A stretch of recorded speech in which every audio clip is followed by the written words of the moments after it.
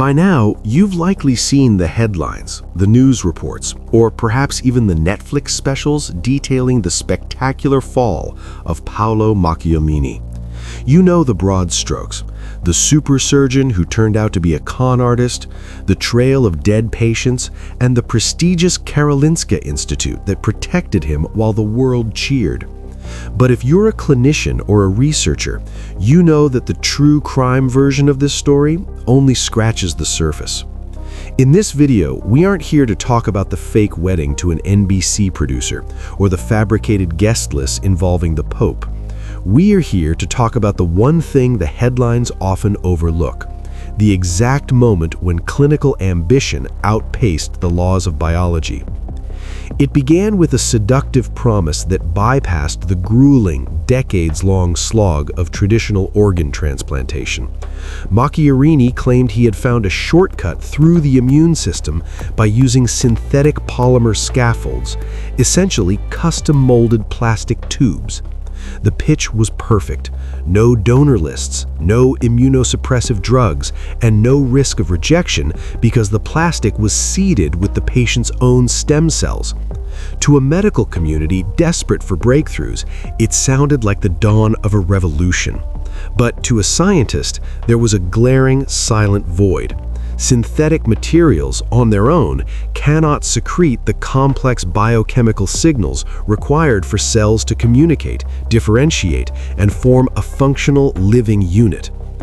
To understand the magnitude of this failure, we have to look at the transition from Macchiarini's first surgery in Barcelona to his experiments in Sweden. In his 2008 breakthrough, he used a cadaveric trachea, a natural scaffold that had been decellularized, leaving only the cartilaginous framework. While still experimental, this method relied on a biological foundation that already possessed the structural integrity and potential for cellular signaling. But cadaveric tissue is inconsistent. It varies in size and requires a donor. Macchiarini's ambition demanded something scalable. He turned to nanotechnology and biodegradable polymers, believing he could engineer a better version of nature in a lab.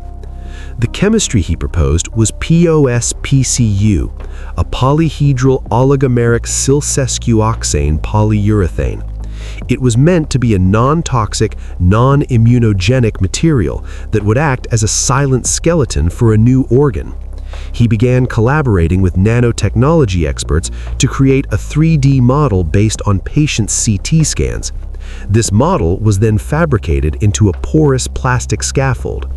The theory was that by soaking this plastic in a bioreactor filled with the patient's bone marrow stem cells and growth factors, the cells would somehow know to transform into a functional epithelial lining and integrate with the patient's existing tissue. It was a beautiful theory that ignored every fundamental principle of regenerative medicine. In reality, these plastic tubes were inert. They lacked the microvasculature necessary to keep the seeded cells alive. Without blood flow and chemical signaling, the cells Macchiarini sprinkled onto the plastic didn't thrive. They died almost instantly. For a surgeon, the trachea is a notoriously difficult organ to replace. It isn't just a tube, it is a dynamic, living system that must remain clear of mucus, resist collapse during breathing, and facilitate the movement of air through the action of cilia. Macchiarini's synthetic scaffold was effectively a dead object placed into a living environment. Without a vascular supply to the inner lining, the bioengineered trachea was essentially an island of plastic in the middle of a biological ocean. There was no way for the patient's body to heal the surgical site, and no way for the plastic to ever become a living organ. While the media focused on the miracle, the reality inside the operating theater was a technical nightmare. Macchiarini was essentially performing human experiments under the guise of compassionate use, a loophole intended for terminal patients who have exhausted every other option. But look at the data. His patients weren't all terminal. One young man's primary symptom was a simple cough. Macchiarini didn't just lie to them, he showed them images of animal trials involving pigs to prove his method was safe. The problem? Those images were taken from completely unrelated experiments. There were no successful animal models for this plastic trachea. None. The case of Andamarian Bayene, the Eritrean PhD student who became the first recipient of the synthetic trachea, is perhaps the most chilling example of this scientific overreach. Bayene had a recurring tumor that was deemed inoperable by conventional standards. Macchiarini convinced him that a synthetic windpipe was his only hope. The surgery was hailed as a global triumph, but behind the press releases, Bayene was entering a living hell. The plastic scaffold never integrated. Because the organ was just a foreign piece of plastic, his body reacted with chronic inflammation and infection. For 2.5 years, Bayene suffered through a slow, agonizing decline. His airway was constantly clogged with mucus and blood that had to be manually pumped out every few hours. The plastic tube eventually collapsed and the sutures tore through his native tissue because the plastic was too rigid. When he finally died, the autopsy revealed a partially blocked, rotting plastic tube in his chest, with absolutely no sign of the regenerated tissue Macchiarini had claimed was growing in his published papers. 7 out of the 8 people who received these synthetic implants paid with their lives for a breakthrough that ignored the basic requirements of tissue engineering. The pathology here is critical. In a normal trachea, the mucociliary escalator moves debris out of the lungs. In Macchiarini's patients, the plastic surface was a breeding ground for bacteria. Without a living lining, the organ became a reservoir for infection that the patient's immune system couldn't reach because there was no blood flow to the site. The tragedy was compounded by the fact that many of these patients had years of life left before they met Macchiarini. They were traded for the dawn of a revolution that existed only in his imagination and his CV. The tragedy of Macchiarini isn't just that he was a liar, it's that a system built on trust allowed ambition to silence the science. This is where the story shifts from a single man's fraud to a systemic failure of the highest order. At the Karolinska Institute, Macchiarini was treated as a star who could do no wrong. He brought in millions in research funding and promised a Nobel-level breakthrough that would put the institution at the center of a new medical era. When 4 of his colleagues, Carl-Henrik Grinemo, Matthias Corbasio, Thomas Fuchs, and Oscar Simonson, began to notice the discrepancies between the patient's actual conditions and Macchiarini's glowing reports, they did what any ethical scientist would do: they investigated. They pored through medical records and patient histories, discovering that Macchiarini had systematically falsified data. They found that he had ignored failed animal studies and lied about the health status of his patients prior to surgery. They compiled a 400-page report detailing this massive research fraud and submitted it to the Karolinska administration. The response was not a search for the truth, but a calculated campaign of retaliation. The whistleblowers were accused of stealing data and violating patient privacy. Their promotions were pulled, their grant funding was frozen, and they were publicly dragged through the mud by the very institution they were trying to save. This period of the scandal reveals the darkest side of academic medicine. The power imbalance was total. Macchiarini filed a formal ethical complaint against Grinemo, accusing him of plagiarism, a charge that the Karolinska administration actually upheld in a desperate attempt to discredit the whistleblower. For years, these 4 doctors lived as pariahs. They were so poisoned by their proximity to the case that they couldn't even get a single krona in research funding. The message from the institution was clear: protect the brand at all costs, even if it means sacrificing the lives of patients and the careers of honest men. The vice-chancellor of Karolinska initially cleared Macchiarini of scientific misconduct even after an external review found clear evidence of fraud in 7 of his published works. It was a classic case of institutional protectionism. The genius was too valuable to fail, and the whistleblowers were seen as a threat to the institute's reputation and its ties to wealthy donors. It took a 2016 Swedish documentary series titled Experiments and a scathing Vanity Fair exposure to finally force the hand of the authorities. The documentary showed the world the faces of the victims, not as success stories in a medical journal, but as human beings who had died in horrific pain. The investigation by Swedish journalists revealed that Macchiarini's success was built on a series of carefully constructed illusions. He would perform a surgery in one country, discharge the patient before complications arose, and then move on to the next institution before the truth could catch up with him. This freelance surgeon model allowed him to exploit the lack of communication between international medical bodies. He operated in Barcelona, Florence, London, Moscow, and even Peoria, Illinois. Each institution wanted to be part of the miracle, and none of them performed the basic due diligence required to verify his previous results.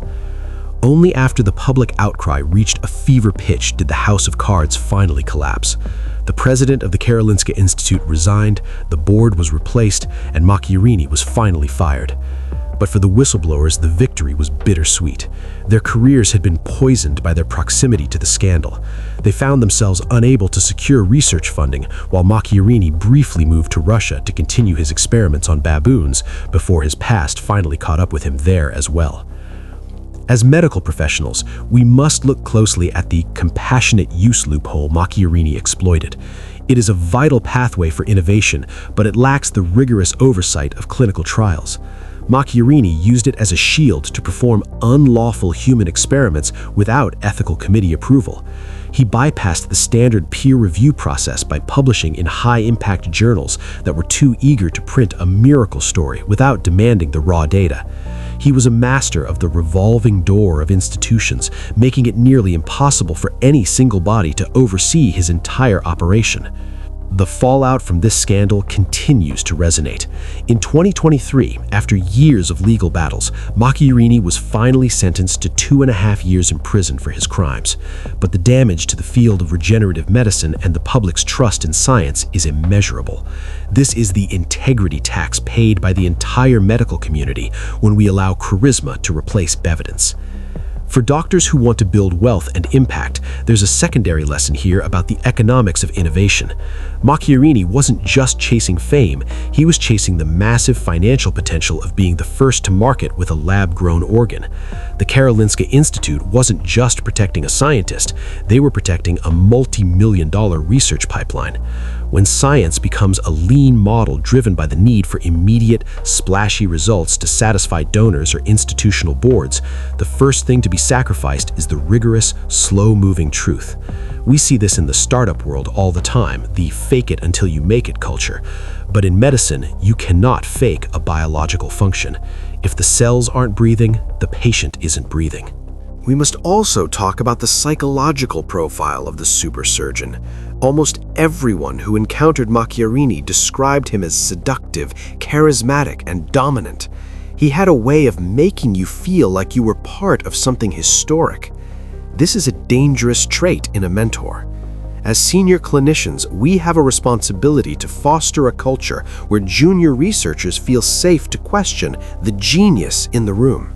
If the environment at Karolinska had allowed for healthy skepticism, the whistleblower's 400-page report would have been the end of Macchiarini's career in 2013, and several lives would have been saved. The broader implications for global medicine are staggering.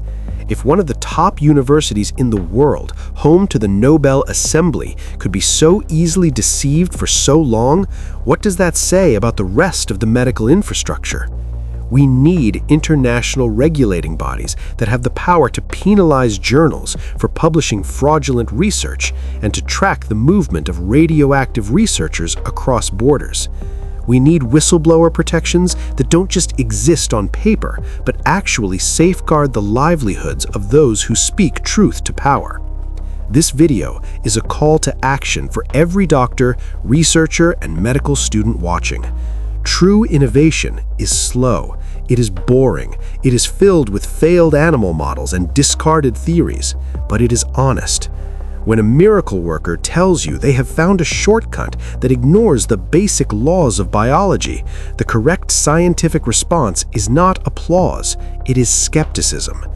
We must build a culture that protects the whistleblowers, demands transparency in data, and never, ever allows institutional prestige to outweigh the safety of the patient on the table. Think about the patients whose names we don't always remember, like Christopher Lyles or the unnamed patients in Russia who trusted their lives to a plastic tube. They weren't just data points. They were fathers, mothers, and students. They deserved a medical system that prioritized their survival over a leap of faith profile on NBC. They deserved surgeons who respected the boundary between a bold experiment and a criminal act. As we move forward into the next era of regenerative medicine, where we truly will see lab-grown hearts and kidneys, we must carry the ghost of the Macchiarini scandal with us. Let it serve as the ultimate check and balance. Let it be the voice in the back of the room that asks, where is the animal data, and how does this receive a blood supply?